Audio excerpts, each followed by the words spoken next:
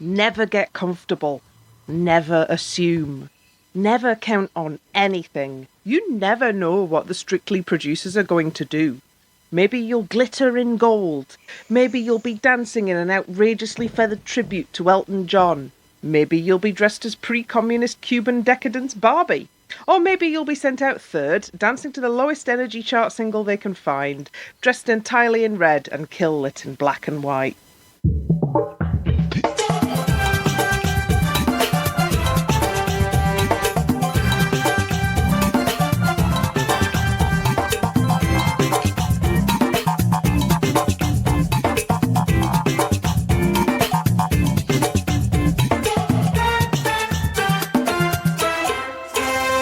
And welcome to the Keep Dancing podcast. I'm Ellie, your host. Tonight I'm joined by Elliot. Aloha. Meg. Hello. Vikki. Hello. And Emily. Hello. And that's the amount of delay we have, people. We are your 100% unofficial, unexpurgated, and unauthorised source of Strictly Come Dancing analysis and opinions. We aren't neutral, we aren't always polite, but we are extremely intrigued by the fully liveried Strictly Chippy van that featured in this week's episode for approximately 3 seconds. If you'd like to get in touch with us, follow us on our socials. It's all at Keep Dancing Pod wherever.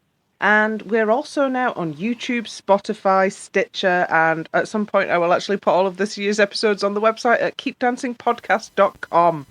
If you enjoy what you hear, leave us reviews and stuff and tell your friends about the podcast. We don't advertise, we only spread by word of mouth. And this week's special big hello is to Mary in Edinburgh. We really hope you're enjoying the show. Well, folks, what was all that about? I feel like that's a question we ask every week and with increasing regularity and increasing stridency. Sometimes I mean it more than others. I thought the madness was last week. Meg. That was a twist. I really didn't see that one coming. I was expecting a nice, normal Strictly after last week's insanity. No. No, I'm afraid we can't have normal things anymore. I'd forgotten we're in the terrible timeline. Yes. Elliot. Well, the scoring was almost like Wheel of Fortune, like they just span a big board and whatever it landed on, they went, sure!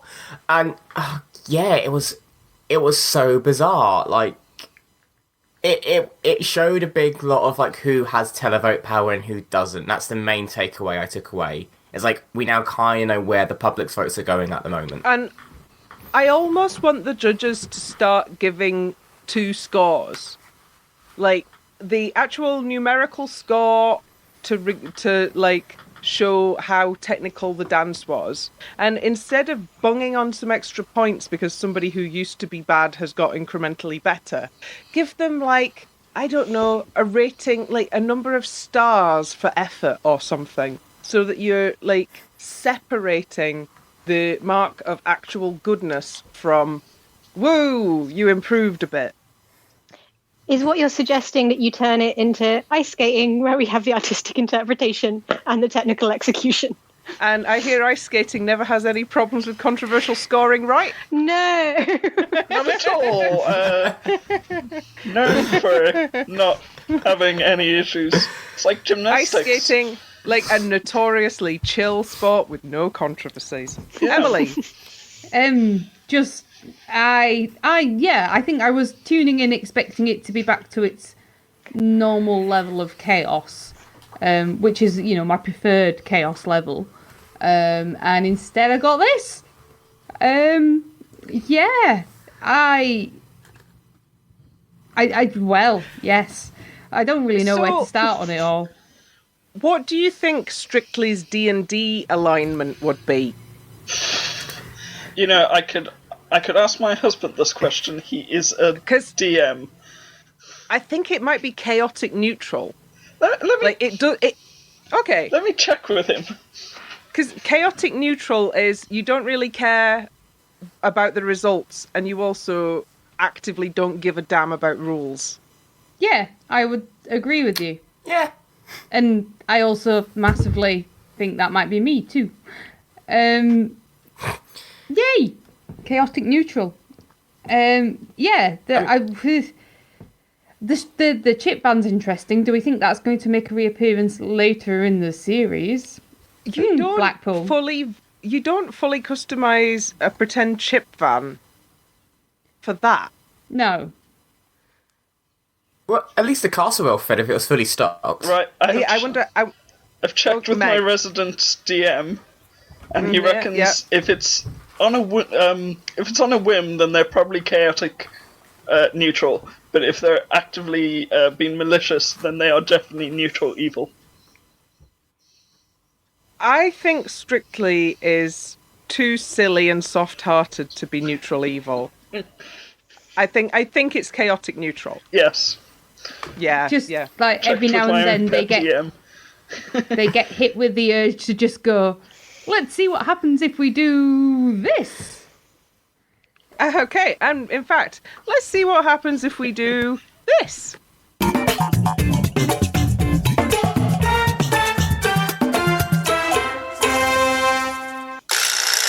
Dancing the jive and putting in a moderately competent shout for a role in Rocket Man the Stage musical. It's Chris Ramsey and his partner Karen.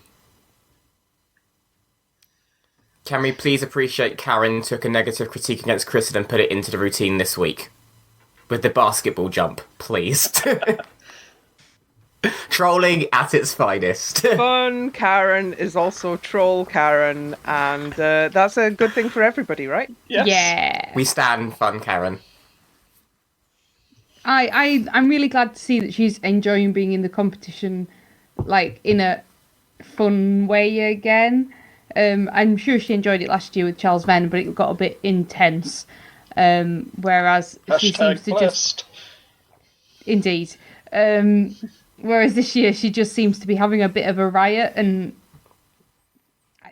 just wearing those clothes. yeah.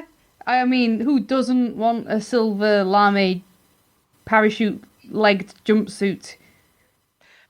I think they've had to do to that jumpsuit what I have to do to my jumpsuits, which is separate the top half and the bottom half and add 6 inches of extra torso.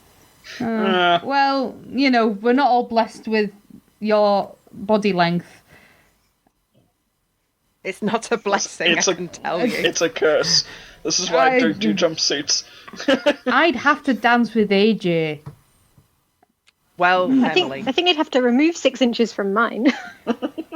Indeed. There was a lot of Vicky. jumpsuits this evening, weren't there? Just as in... Yeah, they do. Like a jumpsuit is having a moment. I blame Fleabag. Vicky, this wasn't very good, but I didn't mind. Why? Because it was really fun, and we like him, and Karen is having fun. Sorry, that's a lot of fun. But yeah, like he's technically competent and can do routines. You sit back and you know he's going to deliver it. Not technically perfectly, but he's going to be interesting to watch. It won't be scary like Mike Bushell. It'll just be comfortable to watch and entertaining. And also, I don't know why, but I'm really feeling like Karen has finally found her series, and it may have taken 7 years, but we've got there with her, and everyone sort of struggled with her a little bit on and off, but she's happy and we get her. Yeah. Like, Yeah. soft but fun Karen is best Karen. Yes. Yeah. I'd have huge issues with the shoes Chris was wearing because they were trainers, and that's why it was part of the reason why it was so bad, because he was incredibly flat-footed because he had no natural arch because of the bloody shoes again, wrecking a jive. Oh, they were all black. I mean, yeah, he did something- forget what he was doing. They were What's been awful. really nice about seeing actual training in the VTs has been actually seeing Karen teach Chris her teaching methods. Because I've always sort of questioned them a little bit because she hasn't had much to work with sometimes, but you never know like what they're actually doing. And actually seeing her teach jive technique was nice. Yeah, I feel like we're actually learning things from the training montages rather than trying to do a very low budget skit comedy. Actually showing some training it turns out to be much better television. And I'm just trying to think how many years did we have? Sorry. How many years did we have those stupid VTs for? The entirety of Thingy Rainbow's reign as producer. So like 2010 to last year, I think. Yeah. Wow. I can't remember life before it. The VTs were shorter and we got through the whole show a lot quicker. Hmm. I do quite like. Yeah, I really like being able to see them like do training stuff. If we have to have VTs, I would rather they have training content, not here is a random thing we've decided to do that's tangentially related to our dance and or us. Or here are our families, humanizers. Here's Nan. Oh, We've well, wheeled her more, more of that later. Did we hear what Chris was doing next week? I don't think so. It Not that I must remember. be. It must be traditional ballroom. It must be. Yeah, I'm going to assume like a tango. Oh yeah, we haven't had a serious dance from Chris yet, so that'd be nice. Give him a tango. Yeah, hold off on the foxtrot until he's a little bit better. Oh, I hope they don't well, give him one of Strictly's famous rock tangos. Oh. Well, we just had one, so fingers crossed. Yeah, because this week's went so well. Yeah, we just had one. Maybe they will think that that was a bad idea and not do them again. We can only hope. Any more on Chris and Karen?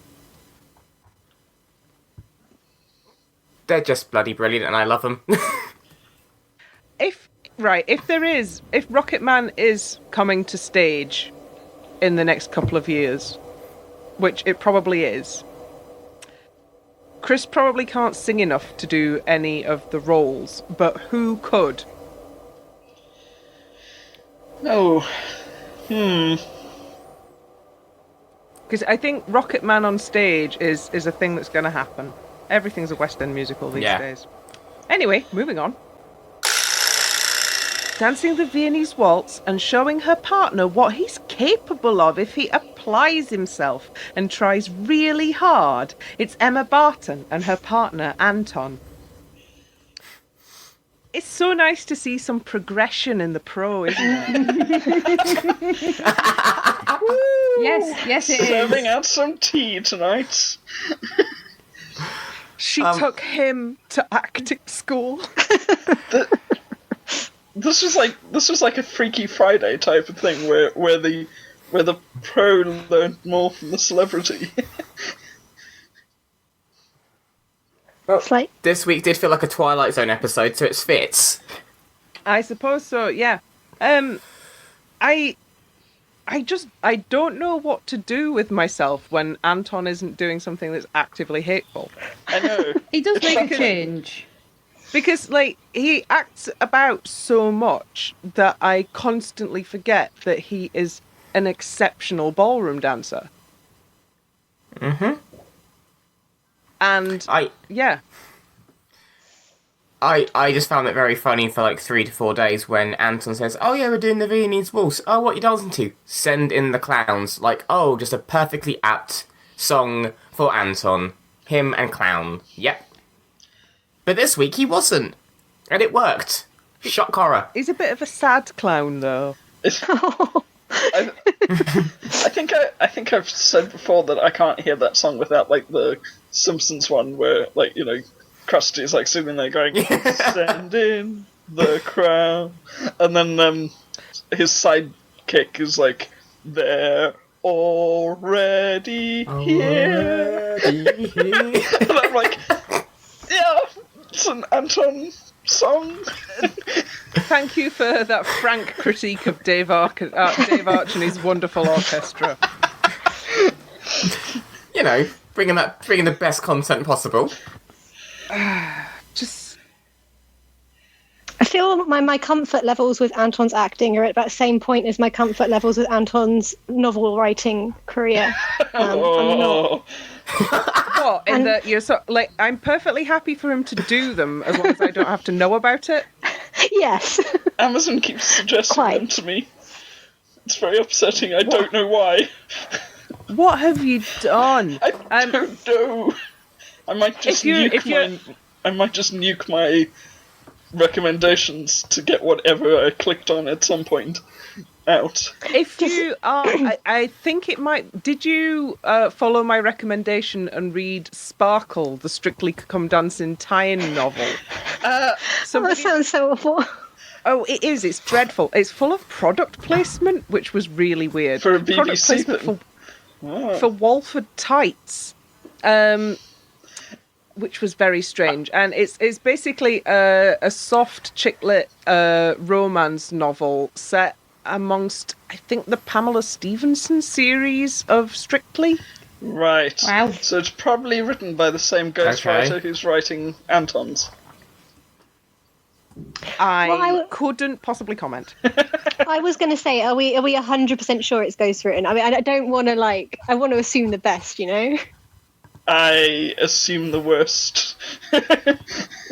Well, no, I What am I feel doing? like we can be pretty sure that Anton isn't Rocky Flintstone, but I think that Anton might have the same writing modus operandi as Rocky Flintstone. I just had an awful vision of Anton writing really bad porn now. Oh, sorry. Where's the glittery sick button? Right. We're doing Emma Be a safe, massive disservice here. Yes. Yeah. No, we are. Once more, we're talking about bloody Anton. Emma, Strictly Superfan Barton, is on her way to the final. Absolutely. I wouldn't say that just yet. I suppose there is some more Latin hurdles to overcome. Blackpool? I will say it's quite telling that this was her breakthrough dance, like Katie Derham had the Viennese as her massive breakthrough dance, and they both scored 35. I do find that very interesting. And I guess now, they clearly try to push Emma this week. I don't see her making the final, though. I think it's between her and someone else now for that fourth spot. But I don't think people want Anton in the final. And that's a shame for Emma, because she did dance well. I didn't like that underarm where Anton holds her neck and she goes under him. That seemed a bit messy at the start, but it was lovely in the end. It was lovely. I didn't love her dress though, I will admit. People were in raptures about it. I didn't quite get it. Also, holding by the neck is never that romantic. No. I did like Yeah. her dress though. I wasn't so keen on the bottom of it, but I did enjoy the did we conclude that it was applique embroideries? Yeah, on the top. T said it was applique. Yeah. I thought it looked lovely. And whilst it wasn't one of the more outlandish things that we tend to go mad over on the pod, it's something that I think a lot of people could envisage themselves wearing, and so that's a really lovely thing for people to have in the show. But yeah, back into the rocky waters of Latin next week, presumably. Sadly, yes. I think so. So we're doing a sort of a Trousers of Time thought experiment where Emma's dancing with Kevin. How did Emma do in her Viennese this week with Kevin? It was fine, but he got giddy Perfect. and added some stupid theming. There was. Well, I will be talking about the various pieces of Kevin's leftover mod theming throughout the evening. Yes. Yeah, perfectly pleasant with some overstaged ham acting from Kevin. It probably scored about Which is the what this same. was. Yeah, actually. Oh God, they're sort of becoming the same person. Yep. Oh, Oh dear. dear. Christ. Except one of them's played by Michael Sheen and the other one's played by Rob Brydon. Oh, I'm never going to be able to unsee that comparison. Or Ben Miller. Or Ben Miller. Well, anyway, now I've ruined that nice thing. Let's ruin something else. Yay! Dancing the Cha-Cha, but not with a stranger. That's what we do in the launch show, not in week 4. It's Dev Griffin and his partner Dianne. Well, so every year there's somebody who we have a bit of a blockage with. We can't really get hold of them as a person. We don't feel like they're memorable, and then they get sort of surprisingly knocked out. Whoops. We're getting quite good at this. I did say sorry, I don't want to blow my own trumpet, but I don't know if I said it on here. I did say I thought Dev would be first out, not knowing his dance ability at the time, but just because he was so forgettable in the whole lineup, and I still feel kind of valid in my point now. Yeah, we did say that in the launch show episode that Dev would probably last a week 4 because Diane's diary is quite busy. We didn't plan that, but it seems to have happened by mistake. We're not at fault. Yeah, that has ended up being accidentally significantly more shady than we expected. Sorry, Diane, because Diane was so She was sad. wasn't gutted. she? Oh. She was absolutely gutted. And we don't want Diane to be It was- gutted because she's lovely. No, we love Diane. It got to the point where it was, for lack of a better word, uncomfortable because like there's this woman just absolutely distraught and there's nothing we can do, and you kind of feel responsible in a And- sense because and the public have a vote. Yeah, and she's in a position where the cameras are on her and she's ugly crying, and it's like, could the cameras find something else to do, please? Yeah, What, there was could they definitely give a her kind of moment? like, and everyone onto the stage now. Yeah, what I was really pleased Yeah. to see, and one of the things that makes me genuinely like a little bit weepy, is someone showing like mega friendship, and Amy flew across the floor to give her a big hug.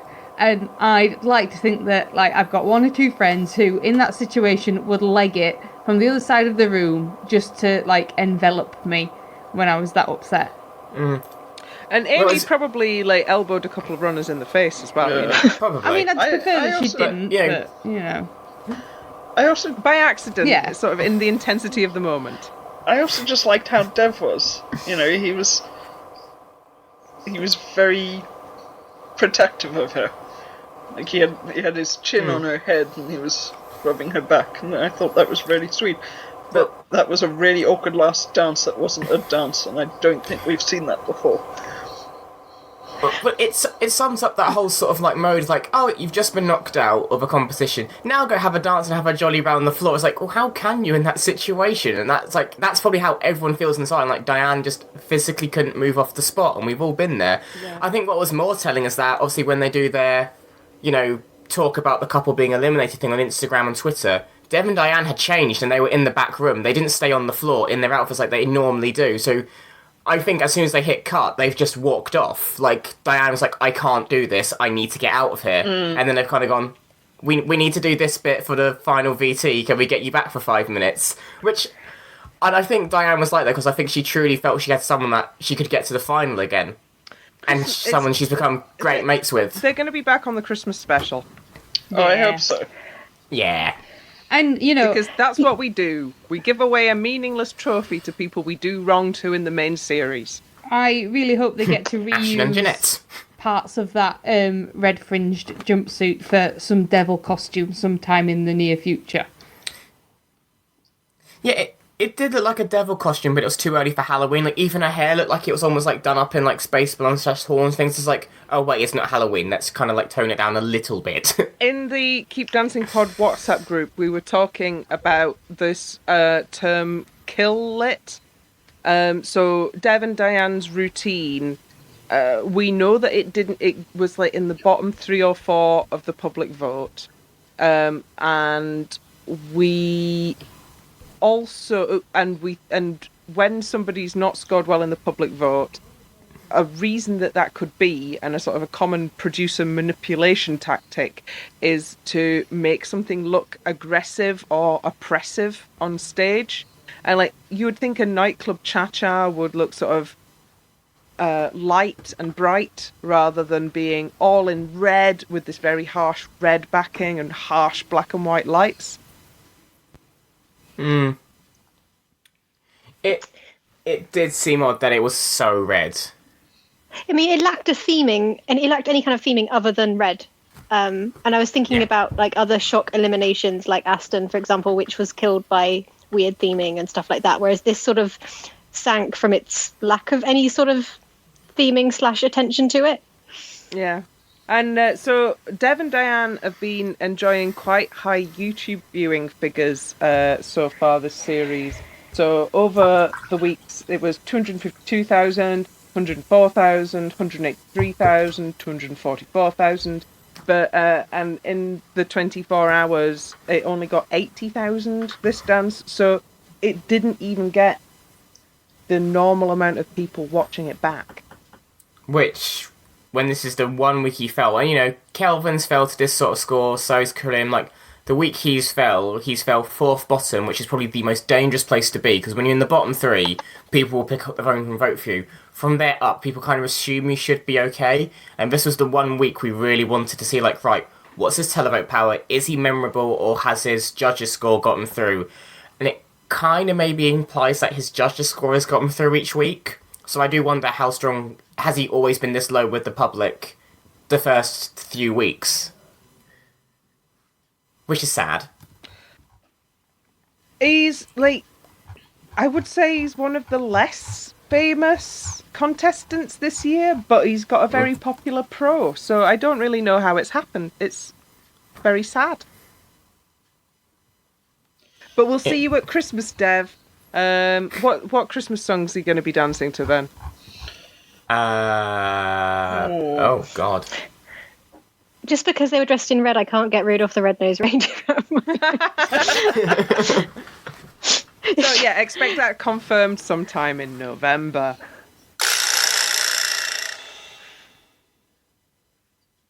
Dancing the Charleston amidst an overwhelming torrent of absolutely iconic behaviour. It's Kath Tildesley and her partner Johannes. Oh my god. Johannes is challenging OT for status as my favourite pro. I need that mic audio of those two having a gossip at the start, at the nail bar. But it was the fact that he came on, did the dance, was fabulous, said pretty much nothing the whole time, and then, like, Claudia just said to him, you know, you're having a good time too, and he just said that one line about, I'm having my best life, and everyone was just dying.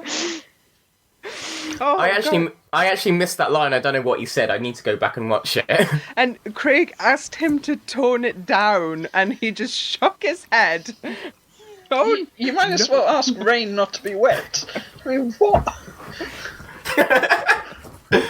I love that. Tone it down. Not going to happen. we were worried about it being a weird version of Single Ladies, and Dave Arch, you did it again. You nearly murdered that song.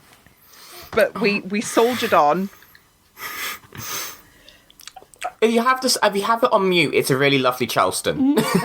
I wonder if we could potentially re-edit it to the actual music. I think it's doable. Maybe I'm so devoted to Kath and Joe that I will do this. Maybe I am. They are the sort of pairing that inspires devotion, aren't they? Like that little clip where she was talking about how hard they were working, and Johannes said about like going and running it again, and she was like, more calories burned, that means more cake. And there's just a little look between them, and I just think you're living my Northern Girl dreams here. Yeah. It was just when she got called the auntie tonight, and she's like, yeah, need a paracetamol, go to Auntie Kath, need something else, come to me, need food, come to me. I was like, I want her as my aunt. She's the fun aunt I want in my life. I liked how suspicious she was at the actual nail bar. Vicky! Sorry, I was just like, I genuinely believe that the nail bar setting, like, it was in the VT and in the dance as well, but that was 100% Johannes' idea. Like, he didn't have to drag Kath there, did he, exactly? No. Nope. But I did like how suspicious she was at the real nail bar, where she was like, why are you being so nice to me? Why are we here? He wanted his acrylic stunt. I know, but she was just like, this is great, but why are we here? Which is a very good question, and it should be the question that they ask at the start of all of the stupid VTs. Again, living our northern dreams. I want them in the final. Yes. I really want it. I really, really want it. But I'm not going to get it. I think the only thing that upset me about this Charleston was her shoes. I think because the dress stopped so short, and then there was a lot of leg, and then these fluorescent pink feet, it was a little disturbing. I would have gone with a fluorescent pink fishnet. Yeah, it needed something to connect them, because otherwise it would just looked a bit like it had been painted on at the end. It was a weird... that was my only quibble sort of with this whole routine. A Barbie They reminded me yeah. of Barbie shoes. The little rubbery ones that you'd like stretch onto their feet. Yeah. I wasn't a massive fan of her dress. Loved the colour, but the top looked a bit loose, almost to the point where it looked like it didn't fit her properly. We And are so starting to get to the point where everybody's rapidly losing weight as well. True. Yeah. But like that was like bothering me a bit because I was like, it looks like it doesn't fit. And I just want to sort of like pin it down. It did look at the back like it had been sort of last minute clipped and pinned as well, which probably didn't have. In terms of a Charleston, though, it didn't irritate me, which is the highest accolade that can be given to a Charleston by me. I actively enjoyed it, so that must mean it was really good and probably not actually all that Charleston-y. The Yeah, Ellie it stamp of wasn't approval overly- for Charlestons. Emily. It wasn't overly Charleston-y. It was like enough Charleston to be called a Charleston, but it wasn't brimming over with irritating chirpiness that Charlestons normally are. It wasn't the fixed grin Charleston, it was a coquettish wink Charleston. And it also had a lot of Beyonce dance quotes in it as well. Yeah. And, you can't really go wrong with the pump move, etc. I liked the second lift. I wasn't too sure about the first lift. I know it was meant to be kind of waving and kicking, but it did look a bit more like struggling. I It's a fine think line. she slightly underpowered her jump to get onto Johannes' shoulder because in practice she was a lot more horizontal in that lift. Yeah, Because but it's even the in swimming VT, I thing, didn't isn't love it? it. Yeah. No, it's. I mean, I did catch sight of how bruised her arms are from all the lifts and stuff. Bless her. So- But she didn't look. Oh, hang on. Moment of pretend Prosecco ASMR. Ooh. Yeah, she didn't seem very comfortable with the big lifts in the Charleston, which, if you're not used to being picked up and flung around, then it's going to be a bit frightening. And who amongst us is? We didn't find out what they're doing next week, did we? Something fabulous. Yes, it has to be. It has to be. I feel like I feel like I was so flummoxed by the end of that show that I just have no idea what anyone's doing next week if they'd said anything. I was just like, Well, we don't huh? we don't really get new dance information in the outro anymore. They tend to do it up in the sofas. Yeah, I know somebody said what they were doing, but I couldn't tell you who or what because I think I was just sitting there going, huh? It was one of those nights. One of those crazy, crazy nights. Dancing the tango and getting a go on the Kevin Clifton commemorative broken down motorcycle, it's Alex Scott and her partner Neil.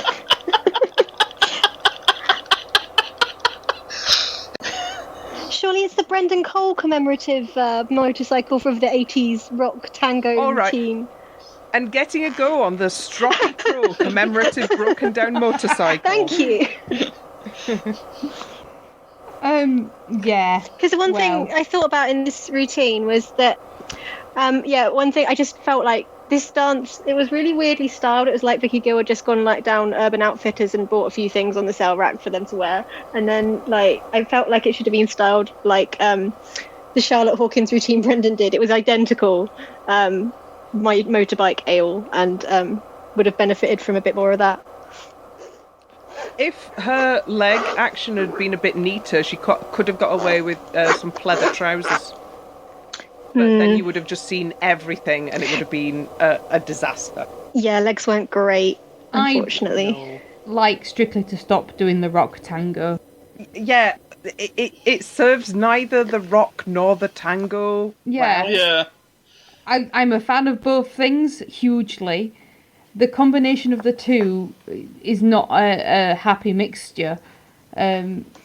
Also, it was the wrong genre of rock clothing for 70s Fleetwood Mac. If you're going for a Rumours era look, then she should have been dressed up as Stevie Nicks. And Neil could have been Mick Fleetwood. Or, yeah, rocking some pumpkin pants and low-hanging decorative balls. Yeah, I mean, could we the not? costuming inspiration is right there. I thought it was Lindsay Buckingham on the front. Yeah. Either way, no one needs low-hanging decorative balls. Was the... did any... Neil would have you know they're not decorative. They're functional. So, go on, I was just Meg. going to say, did anyone... was the rosary wrist tattoo for the costuming, or is that something Alex has and I've just never noticed it? She is usually wearing a crucifix. Okay. It's just the rosary tattoo is a interesting choice. I hadn't noticed it before. I might go back and look. But, footballers and tattoos, it's a thing. It was one of those things where I was like, that could either be part of the costuming, or I could have just not noticed it in the previous answers. Yeah. I just don't care for a rock tango. But I was very entertained by Alex trying not to smile for 90 seconds when she's having such a lovely Bless her time. little socks. She's really got to absolutely do something next week, though, because you know how, as well as there being one that we don't quite connect to and gets knocked out early, there's also always one who is really good at wearing frocks, but doesn't quite get the dancing and gets knocked out early. Mm-hmm. And,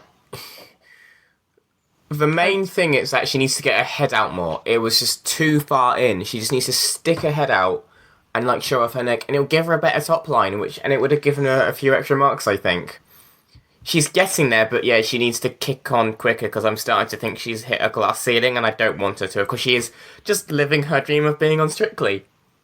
I think Motsy's comment about, but you're never really going to please us, so just have fun, sealed the deal with her relationship with the judges, which made me a little bit sad.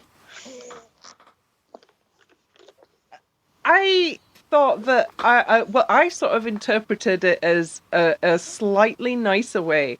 You're very focused on being perfect and being a high achiever, but you would actually achieve more if you relaxed and got out of your own head. Trying to give us some sports psychology advice. Yeah, I took it as the sports psychology route rather than the sort of slight shade. You're a lost cause. Yeah. I did notice that the heel height has increased ever so slightly. So I think she's gone up the next quarter inch or whatever it is. Because she had her Latin shoes on.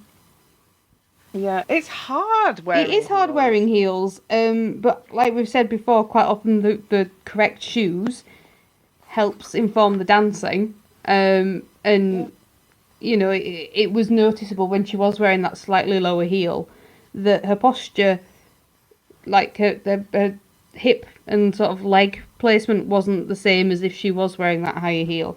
So hopefully it's not causing her too much discomfort. And she'll crack on. And Neil is having a marvellous time getting to go backstage at all of the football stuff. And trolling the internet and the tabloids with are they, aren't they? Like that Instagram post of those two in dressing gowns. They know what they're doing and I'm here for it. Oh, speaking of showman's rumours, apparently... No. and No. you're not going to believe this. No, this isn't. This is a nice I know what one. you're going to say. It's not the horrible one. It's not the horrible one. It's not the horrible one. Katya and Joe McFadden had dinner together on Friday night, and one of the tabloids was calling this date night. I doubt it. I seriously doubt it. Really doubt it. But Yeah. fine. I'm glad they're friends. Yeah, let the tabloids stream and we can laugh.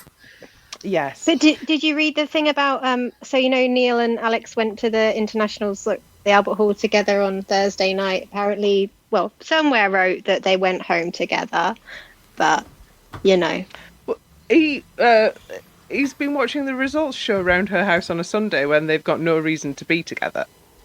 They might Maybe just they're live near meant one to. another and share a taxi. Very frugal. Also, Katya was round at Neil's mum for Sunday dinner today.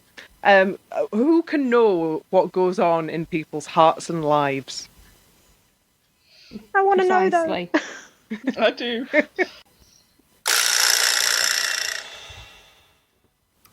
Dancing the quick step and not contributing to the rehabilitation of the reputation of P.T. Barnum is James David. It's Craig David. It's David James and his partner Nadia. She likes a It's James David. James Cracknell. Yeah. Stop making it difficult for me, Strictly. she likes a glittery bomb, doesn't she? Oh, She looks fabulous, Nadia. but she like all of her dresses have got a glittery bomb. Well, you know, if you had a bum like that, would you not want to glitter it? Just constantly. It's not necessarily a criticism. Just glittery Yeah. bums from here to next It's just a Thursday. glittery bum observation. Anyway, Nadia can't be the subject of 5 minutes of glittery bum chat. That's not very nice. But, like, Nadia is really growing on me now. Yeah. She's sort of sarky and funny. And she couldn't keep a straight face at David's natural hair in training. Like, this was much better than his previous dancers, but not 8s. I was about to question the 8. Yeah. I mean, well done for improving, but your left elbow was still incredibly low. He was still quite clunky and slightly out of time at parts, so no. I think maybe they just did not want him in the dance-off this week. I don't think they wanted Nadia in the dance-off. I mean, the poor girl's been in every dance-off she's been in the show the last 2 years, bless her soul. Oh God, so she has. Oh. This is why we never get a chance to get to know her. Yep. Because, like, for the past 2 years, we've only seen her looking sort of pensive and nervous. I like her better like this. Yeah, having a laugh. It was fine. I do fully expect them to be back in the dance-off next week, though, because he's probably back to Latin next week, and we Good all know luck, everybody. And, you know, he's already done the serious macho paso dance, so his options are what? A jive, a salsa, samba, cha-cha, Charleston, or a rumba. Oh, please let it be a Pick your poison. Charleston. Charleston. Oh God, that's a lot of leg for Charleston. Him doing the swivel would be. It's a long way for him to drop Nadia. Oh my God. I just don't want to see a David James rumba, to be honest. I don't think you I need to worry know, I about don't that. need to worry about it, but I don't want to see it, so... It's not real, it can't hurt you. I still don't get The Greatest Showman. No. My complaint is, amongst my many complaints, is that it doesn't actually have enough songs in it to be a musical. Correct. And my greatest complaint is that it whitewashes somebody who really shouldn't be whitewashed. But I also had to spend a week listening to 2 songs from The Greatest Showman on basically repeat, because if there's anything 10 to 14-year-old girls really love, it's The Greatest Showman. Yeah, they do. I'm trying to think what our problematic fave was when we were 14.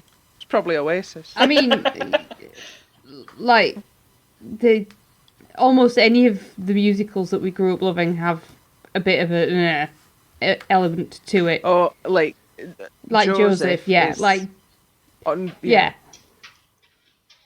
And many But they're others. all mostly fictional. Yeah. I mean, Whereas P.T. yeah. Barnum and- was an actual person with an actual hideous... Yeah, he was an actual who git.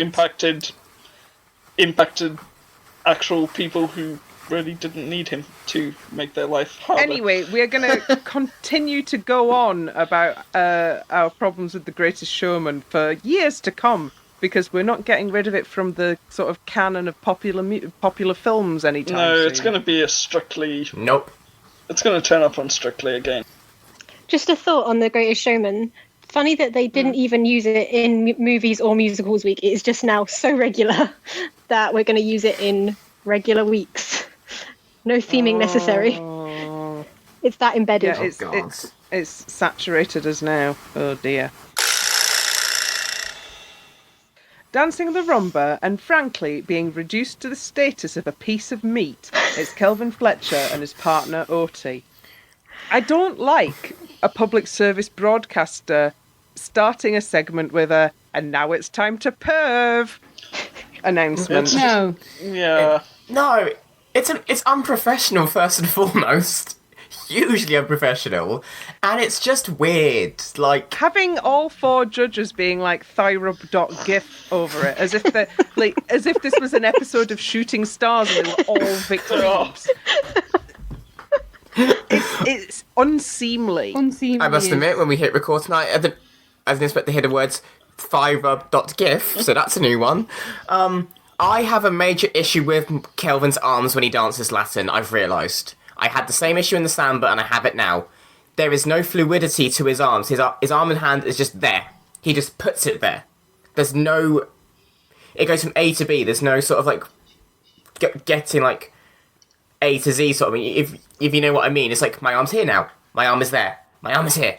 And I just love how he tries to, like, convince Oti to stay with him, and she's still gone, nah, set off. And just walked away at the end of the routine. It's like, just pushed him away, like, bye! I am my own person, and I'm a queen. Yes, Oti's a queen. I'm glad that he's giving her the results that she deserves. Yes. Yes. Yes, that's a good thing. But I do think that he's like some actual critique of his technique that's not based on like just hormones would be nice, please. Well, yeah, because when he gets it, when we do get down to like the final 8 or 7, it's going to come as a massive shock to him because he's thinking he's doing amazing. When it's like, well, if you tell him now we can improve, but at this rate, everyone else is going to improve. He's going to stagnate, and then he's going to drop. I don't think you can stagnate when you're dancing with Oti. You continue to improve until you sort of top out at your skill level.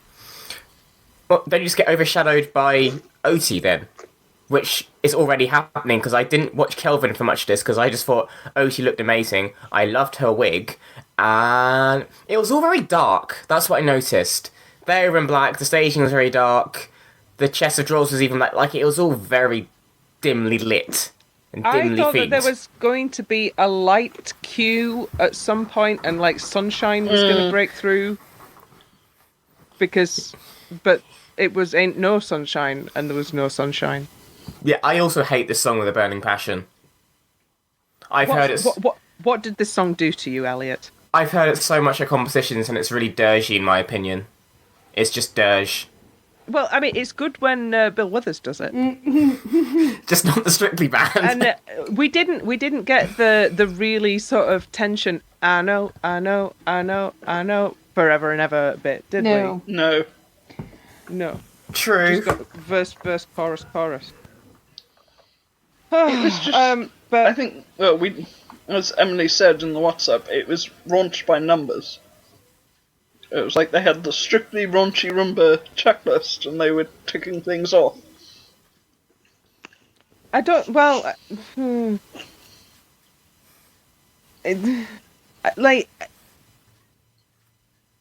like he clearly does it for all of the judges, but if you're not interested, then there's sort of not really a lot there for you in his routines, apart from Oti. Yeah. And yeah, I was already put off by Tess pretending to understand the human emotion of loss. The test bot. That's something the test bot does not need to learn. Show me some of this earth thing, you. Nah. We just stumbled into some of Oti's Anton's back. porn.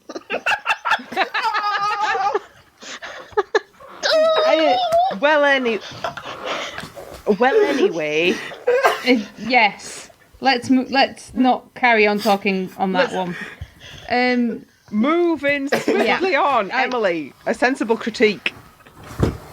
It was of the sort of rumba that I don't enjoy, where it is the out and out raunch stuff. I think we've often covered that. I just find it a bit grotty, and I'm not a fan of it. And I think the observation that we've made is that actually Kelvin doesn't look 100% comfortable with the sort of comments he's receiving. I think he maybe even wants just some like normal dance critique, which seems reasonable given that he's signed up to do a dance show. If we flipped this and this was a female a female celeb being subjected to this sort of comment, we would already be having an inquiry. And like as podcasters and fans of the show, we'd be furious. And I think it's just because we flipped it doesn't make it a good thing to do. I also thought that if they were going to put him in one of those sheer Latin shirts, they needed to have one of the ones where their pants are attached and it's tucked in, because it looked a bit weird hanging over his trousers, flapping around like a barista's apron. Yes. No, totally agree. It's one of my big bugbears in the Latin circuit. It's like it looks two-tone. Tuck it in. Like, no, tuck it in or have it carried on. If it's going over your trouser, have it all one colour. Don't just change it where it should be tucked in, because it looks weird. It looks like the straps are pinged off where your poppers have gone, so it's just gone over your trouser. I fully agree. That sensation when you pop as Oh, it is. It really is. It is. I was going to say only 90s kids will remember the poppers on your body going, but bodies are back. And some modern kids will now understand the horror of the poppers going on your jogging bottoms, because they made a brief return. And I wear suspenders and stockings fairly frequently, and there's nothing worse than hearing that go ping. Join us on Keep Dancing Podcast. All of our poppers have already gone.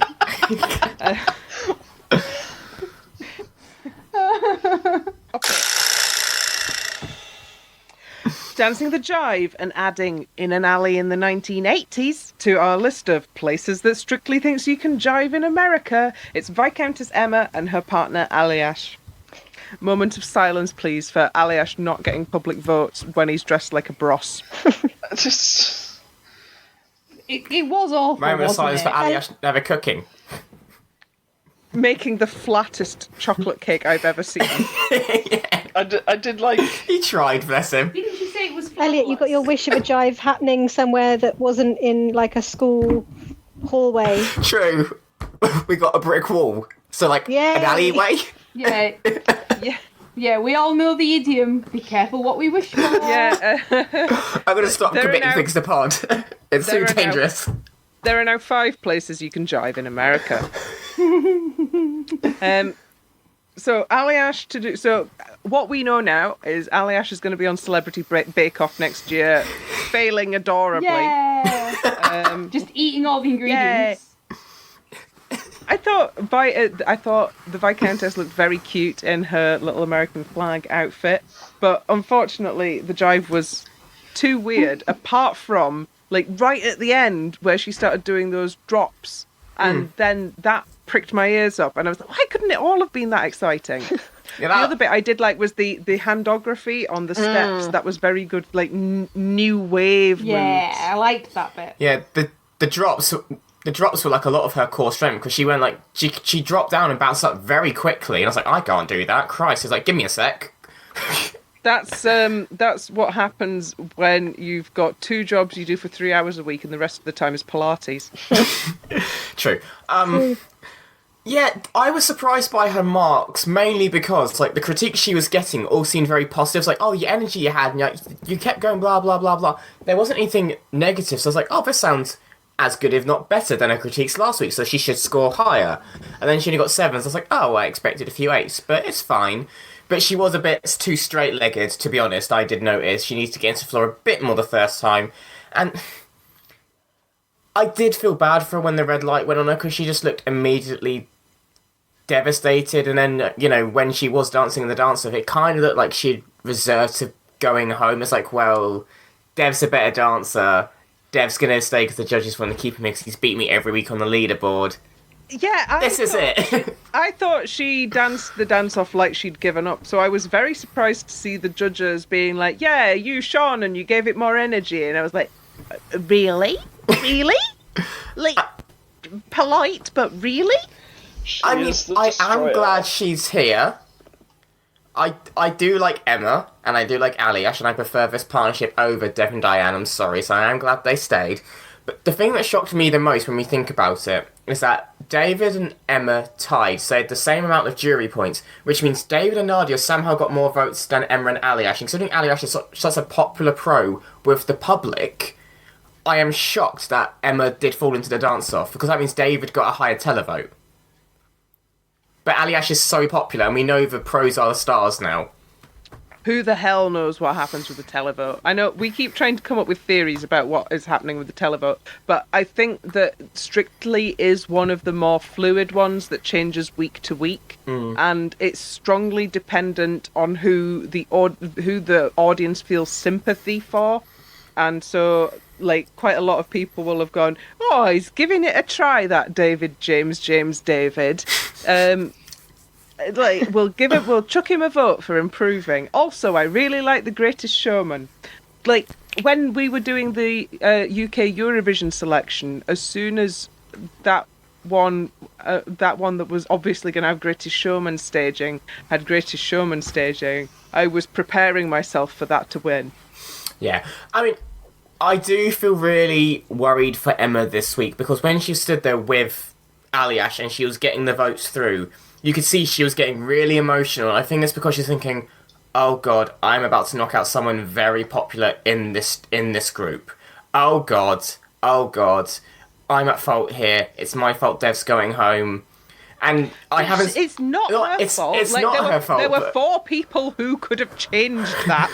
But at the same time, like, people... Because Dev had been doing so well, this can also... You know, I haven't seen any because I've avoided it. But like with Ashton, it could cause fixed claims or people instantly dislike Emma. It's like, you're the reason Dev got knocked out. And it's not her fault, which is why I'm glad she's got Alliash, because Alliash is the sort of person who will not mollycoddle or belittle, but will like say, look, come on, you're still in the competition, it's fine, it's not your fault, let's get in the training room, let's knock it out this week, and let's prove that you deserve to be here, which is what Emma does need right now, because I think she's feeling very guilty about what's happened. Well, the landscape of devastation as soon as the spoiler came through was that all of Diane's fans suddenly were claiming that they had trouble voting. Of course. And what else was it? Well, all my votes went through fine, so I had no issue voting. Well, yes, whatever. It's always the same thing when somebody popular gets knocked out. There's like fixed accusations, I couldn't vote, blah, blah, blah. But yeah, whatever happened, they just didn't get enough televote to get through. What you've got to remember is that this year is probably the first year that Diane's like newfound fans via Joe will be watching the show without her partnering Joe, and they won't really understand that this happens sometimes, and there's not much you can do about it as much as you don't want her to go out. Yeah, and especially if you got a really good one last year, like you take your chances with who you get the year after. Oh dear. But yeah, Strictly is a cruel, cruel show, as well as being about nice people, having fun, and learning things. Dancing a salsa and causing BBC social media operators to misuse terms like wig snatching, shantae, and sachet, it's Michelle Visage and her partner Giovanni. Can the BBC stop using drag terminology? It's getting sad. Well, it's like cross-promotion. So, like, obviously, I know it's all about cross-promotion, but there's obviously sort of a team of 3 or 4 people who do all the social media, and some of them know how to use the drag terms in correct context, and some of them are just like, can I put shantae in this? Yes, I can. And send. It seems like a verb. You just imagine in their office they have like on a whiteboard just words you can use with this celebrity, and it's like get these into a tweet and send with a GIF. Yeah. Oh well. So yes, pre-communist Cuban decadence Barbie. It wasn't it like that dress was just an explosion of. And oh god, she did really look like a drag queen last night, like with the hair and the makeup and the dress. It's like, where do I look? There's a lot going on here. Was that a wig or was that like crimping? I think that was crimping because when she had the cha-cha, her hair was quite long in that slick ponytail. So I think she just has quite long hair. I think when it's all straightened and then sorted out. I think she's got a similar hairstyle on next week's Drag Race. Which possibly doesn't narrow it down because obviously that was recorded over the summer, but well, if you're on Strictly, you use Strictly's wigs rather than your own. That frock was just like the anti-dress of the week. I really can't get over how absent Giovanni is seeming this series. Is it just because Michelle is such a big personality, he's letting her take the stage, or is there something else? I thought their their training footage was really tense. Yeah. Like they were, like it wasn't quite working, and they were on the verge of having a big stand-up scream fest. It kind of swung between that. I think they're both very strong personalities, possibly, and I think maybe occasionally they rub each other the wrong way. But it's not like some of the other partnerships we've seen where, the celeb would rather be anywhere else than with their pro. Than with AJ. Or Brendan. Or Brendan, or James. Because Brendan and James just bullied them. Yeah. Whereas this is just two Italians clashing. Yes, I suppose, yes, you do have to take the Italianness into account. They're rolling on and doing a rumba next week. I think this is a big test. Yeah. So, because so far, La Visage has just sold everything so absolutely hard that, like Kelvin, the initial impression is protecting any lapses in technique. Only, in this case, it's a sort of an overall impression of incredible showgirl rather than just muscles. And the rumba, you can sell a rumba, but that, it might not work. You can rumba walk, but you can't hide in a rumba. Yeah. The difference between a rumba and a cha-cha or a samba is, because it's so much slower, you can sell it all at the top, but the judge still has time to see all that at the top and still see what your feet are doing at the same time. So you have to get both elements right.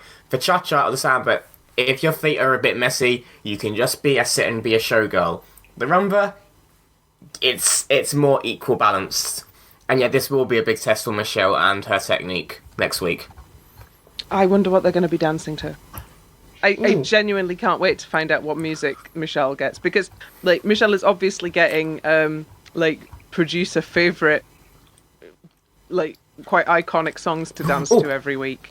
Chains by Tina Arena. Fabulous rumba. Is that her name? The song's called Chains, and I love it. Is that like a big competition rumba? Yes, it is. Well, I mean, we've already had a big Celine moment, so... and we've already had a big emotional Whitney Houston. Which is where I've got all the different thumbnail clips of the dancers so that I can have a reference point. And it went wrong. Sorry!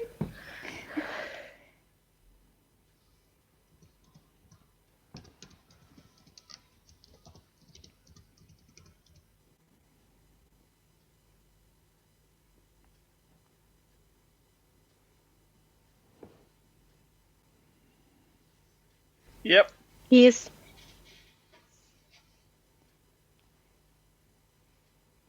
Sorry, I muted myself. I didn't realise. Hello.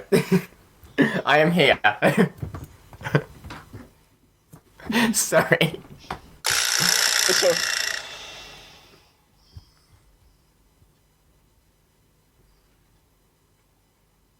Yeah, I think so. Dancing a foxtrot that made me feel the opposite of that video of Shawn Mendes and Camila Cabello kissing. It's Will Bailey and his partner Jeanette. So Senorita actually is a competition foxtrot. Jeanette, which is, Yes, it's a very recent competition foxtrot, but that I would play it off my phone, but I don't want this to get copyright strikes, so... Okay. Vikki. I was going to say Jeanette in another weird ballroom concept moment that I wasn't massively sold on, although we've justified the music choice now, but I just wasn't keen on the theming. Yeah, they could have got away with just a dance-themed dance there, but, you know, the word senorita is in, so we're immediately full Latin. I think a lot of it was the tweaks that she made to make it easier for Will to dance it. Well, possible for Will to dance it. Yeah, because if you, so this was the first one that's just been, I actually can't do the dance to the standard because I don't have ankles in the way that other dancers have ankles. Yeah. So I think that's why the theming was so heavily weighted towards the Latin, because it meant that he could use his knees to create the rise and fall, if I'm right. Mm-hmm. Yeah, rather soft than, knees. Yeah, rather than having to use his ankles to create that. And so it was actually, it was quite a clever way of doing something. Like when last series AJ had to tweak the lifts for him and Lauren because there were certain handholds that were just not physically possible, so they had to tweak the way these things were expected. And I think that what Jeanette's done really properly and professionally dealt with what couldn't physically be done by Will. Yeah. For all that we normally drag Jeanette for her choreography, she has done an amazing job here, making reasonable accommodations, which is what everybody should be making to allow for what Will can do, and what just is beyond his range of movement. Yeah. I mean, Craig was right. Every time Will took up hold, there was this sort of face of, oh god, I've got to try and do this properly now, sort of dread. But he got through it.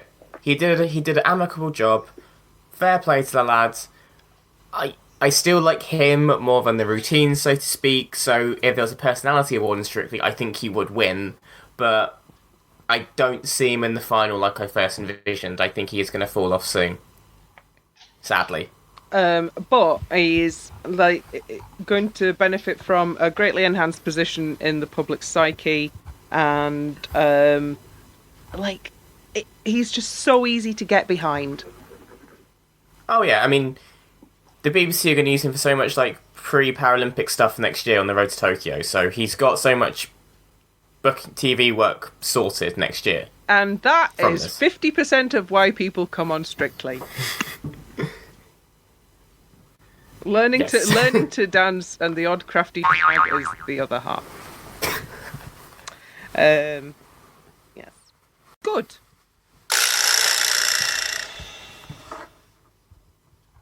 Dancing a quick step and reusing the other half of Kevin Clifton's leftover 1960s mod theming. It's Mike Bushell and his partner Katya, and I can already hear the sighs of disappointment and annoyance. And that's just from me. Well, there is a lot to unpack here. Denim dungarees. Yeah, I mean, if you'd have been wearing a proper authentic Dexys Come On Eileen outfit, there'd have been some armpit hair and nipples to deal with, and nobody needed that. I didn't need this at all. Yeah. Why Come On Eileen? Why? Why was it mod themed? Why was it a skiffle? Come On Eileen. Is Katya okay? I don't know. I don't think she sure. is. I just Good. she seems very like off. Fragile. Not to delve too far into the timeline, but obviously they announced their split the week before the launch show, so it's been 6 weeks at a push. So it's all still quite raw for her. And obviously she's seeing her ex of her half having a really good time with his partner. And I think she's just, the mask is slipping, which is not that you should wear a mask, but it is sad. And I think that scream at the end kind of encapsulated it, because it was just, yes, she was proud of Mike, but I think everything else then rose to the surface in that rush of adrenaline, and that's why she collapsed, which was a bit of a worry. In all honesty, I don't think it's helpful for us to psychoanalyze her, and all I want us to say really is that we hope that Catch is okay, and that she's got her mates around her, and that someone's gonna take her out for something nice to Spa eat. weekend. And then spa weekend, something nice to eat, general lounging about, and then I want good things feel for loads everybody. better. I want good things for everybody because I'm worried about everybody, and I want everybody to have a nice support network and to get on. But it can't be easy being at work with your ex. No. And But- there's other relationship and ended relationship angst going on, or has been going And on it's- within the larger group. And it's also just a really emotionally intense place to work. Yeah. This becomes your life for 4 months. It is a lot. But back onto the dance. How on earth to just get a 9 from Motzi? Oh God, I'm done with this. If we're gonna have somebody who's a bit of an amateurish dancer but is giving it absolute laldy, can we not just keep Chris? Mike is absolutely surplus to requirements. Mike... Chris is actively trying to learn, and Mike just seems to be trying to humiliate himself. I think Mike is trying to learn. The thing is, though, that Mike is covering up his shortcomings with gimmicks. They did the whole sort of hand clapping and waving in the middle of the routine. Every routine in Mike Catch has had a middle break of some kind. Chris is actually doing a proper routine full out from start to finish. So it looks like Chris, to be blunt, is trying harder. But it seems like the producers have picked, who do we want to keep, Mike or Chris? Let's go with Mike. So they're trying to play down Chris and big up Mike. That's what it feels like, and it's annoying me. I think Katya's routines are slightly more inventive than Karen's by a bit. So she has that kind of sway with the audience vote that her routines are a bit more entertaining, I don't know. Yeah, this one didn't feel as inspired as normal, though. No. Had the Strictly Chippy. Yeah, what? What? This throws my entire theory of medium-sized props and the prop warehouse. This changes everything. Even in the lens, it's the whole thing was Catch saying, shall we go for some chips? Yeah, let's go. So where does a Quick Sip and Come and Eileen come into popping down to the chippy? Did they literally just get 3 darts and go, that, with that, with that? We'll make it work somehow, guys. Let's go. Well, if you give people enough cognitive dissonance with the theming, then they're already established in cognitive dissonance when the 9s come out for that. I was going to observe that I don't understand why so many of, and it is specifically Catch's routine, has the bounce and beckon to the audience combination that I find deeply irritating. Bounce and beckon to the audience. Bounce, and then beckon to the audience to join in with clapping. Oh no! It's quite, yeah. The other move, Katya also brought in another move that I want to see banned from the Strictly dance floor, which is the one where the lady goes into a sort of a crab with her face just below the gentleman's teabagging region, and I never want to see that again. Ever. It just never looks good. No, it just No. what is it trying to prove? No. Anyway. Dancing the couple's choice contemporary to Celine, and all I can say is, Je téléphone à la police! It's Saffron Barker and her partner AJ. I have so much to say about this. So I brought a kilogram of brie to band camp this weekend, and then we melted some of it and dipped bread in it, and that wasn't as cheesy as this. I want to know where you got a kilogram brie from. That sounds brilliant. Marks and Spencer's, it was reduced. Nice.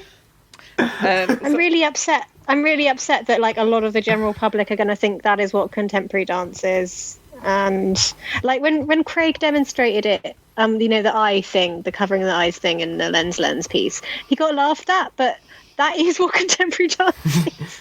Yeah. Contemporary is all about the emotion, isn't it? It's all about the emotion and showing a story through your movements, and it should be able to be transcribed without words. It was very literal in like a Pan's People Legs and Co way of interpreting the lyrics, though.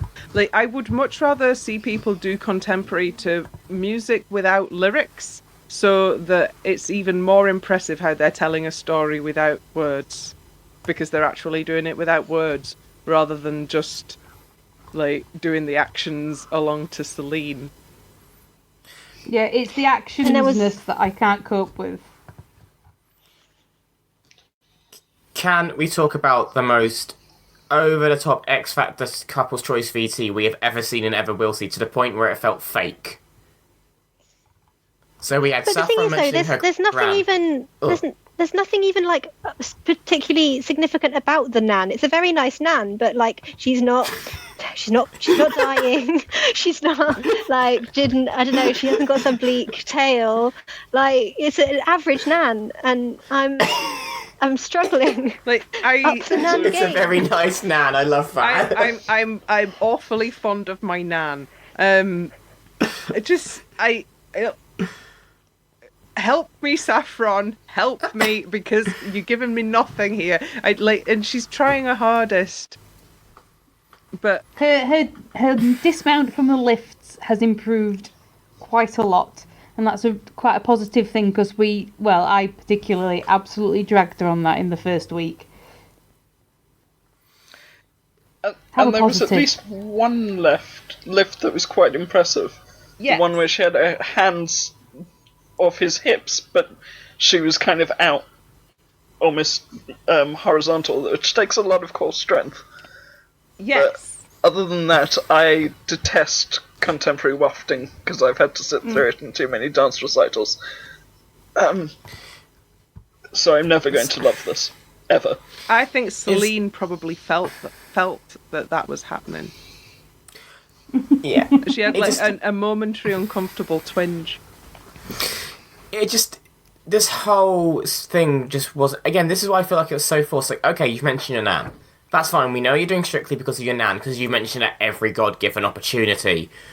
Okay, so you mentioned this is her favourite song. Okay, we get it. Move on from it. Vic danced to her mum's favourite song last year. She mentioned it once, she moved on from it. We then have her crying about her nan in the VT, trying to force you to feel something for her. They then do the contemporary wafting. She then stops and goes over and hugs her nan in the audience. It's like, gee, we get it, Saffron. We get it. No one else is doing this. You don't need to force it down our throats. And Nan maybe she does really love her nan. And Nan is not a personality.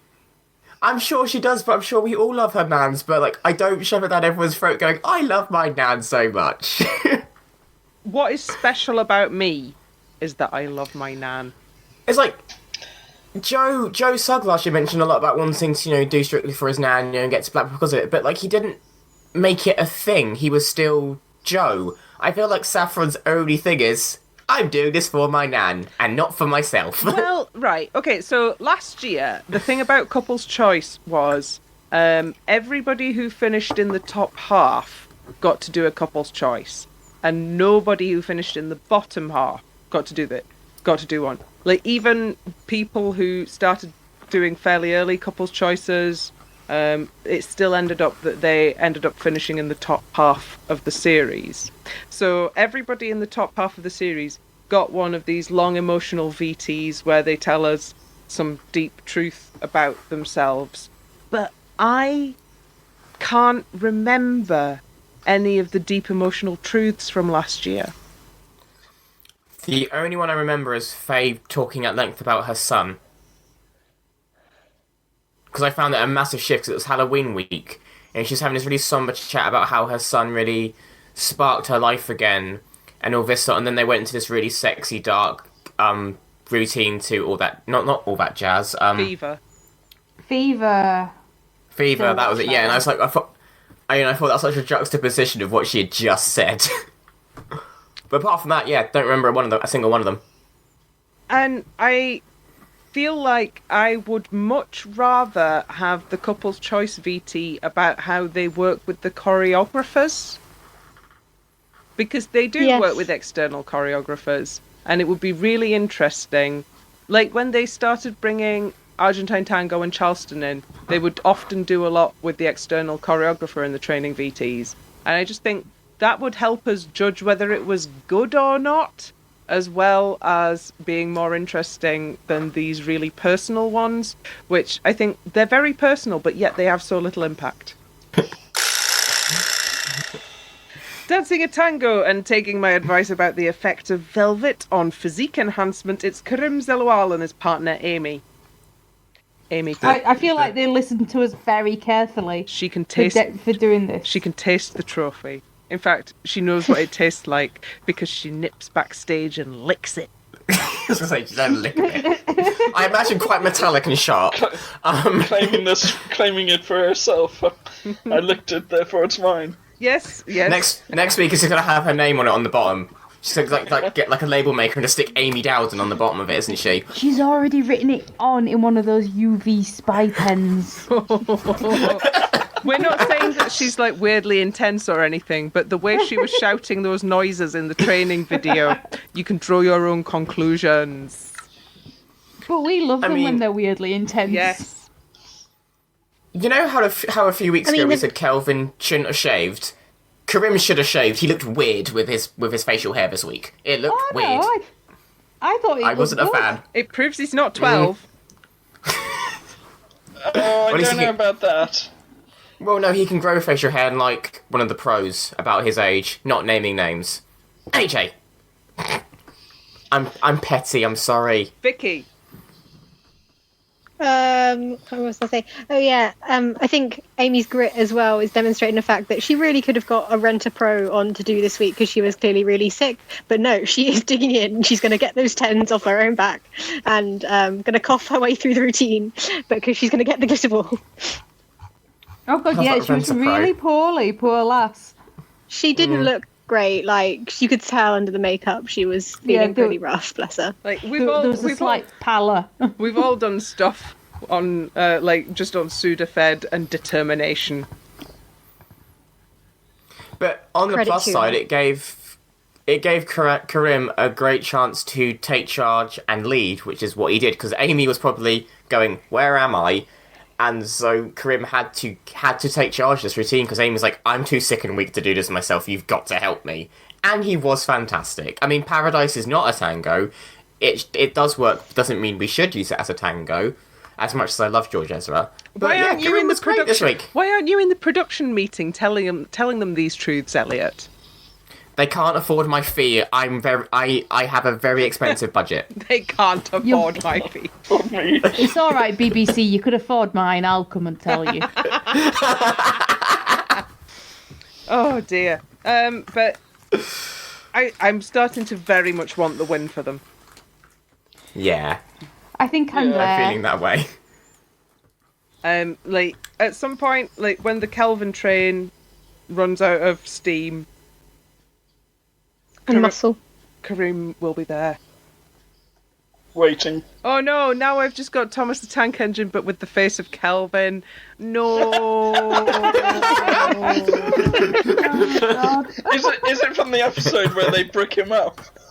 No, but also that that weird diagram of how a person would have to be inside one of those tank engine things.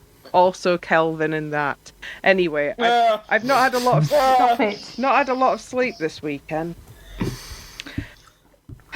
We can tell. Yeah, it's all very surreal, and the Strictly isn't helping. I think that was all the dancers. The wrong person went home.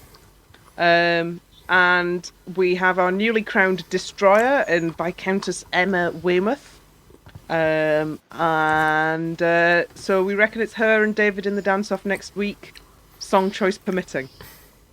Or Alex, because she's in dangerous territory. If she doesn't break through, she's in massive danger.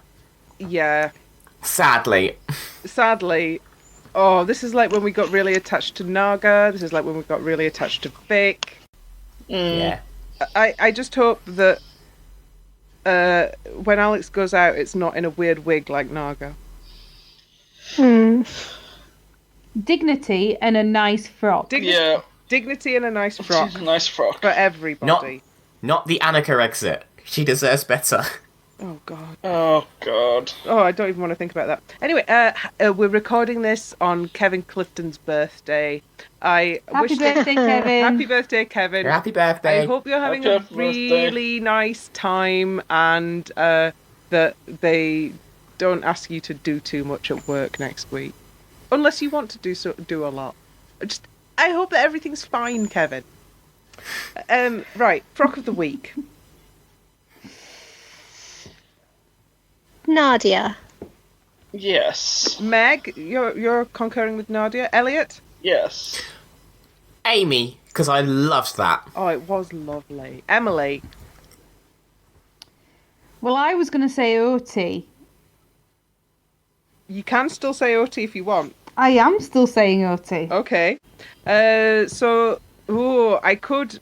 Do you know, I'm going to say Amy as well. So then we've got a split victory for Nadia and Amy. So, for frocks of the week, Nadia and Amy. Go... Woo-hoo. Go DSI. Go Sparkly Bums. Yay, Sparkle Bomb. Sparkle Bum forever. It was also nice to see the DSI team on It Takes Two this week and actually see the process of them making a dress within a week. That was some nice insight. Yes. Yes, I like the guy doing the rhinestoning. It's like, how many do you think you put on? About 6,000. Oh. It's like, yeah, just an average day. What a nice meditative job, though. Like Stoning dresses is very therapeutic. I've done some for my mum before, and it's a great way just to like zone out for a few hours. Especially if you've got like a good podcast or album going, it's great. Oh gosh, I could get really into that. I really could. Okay, so that was another weird week in the wonderful world of Strictly, and next week normality will not resume. This is normal now. Everything is shaken. It's Halloween. Halloween's the week. Halloween. Yeah, it's the week before Halloween. I've been your host, Ellie, and so I'd like to say good night, Meg. Good night. Good night, Emily. Good night. Good night, Elliot. Night. And good night to you all, especially our listeners in Australia. Keep dancing.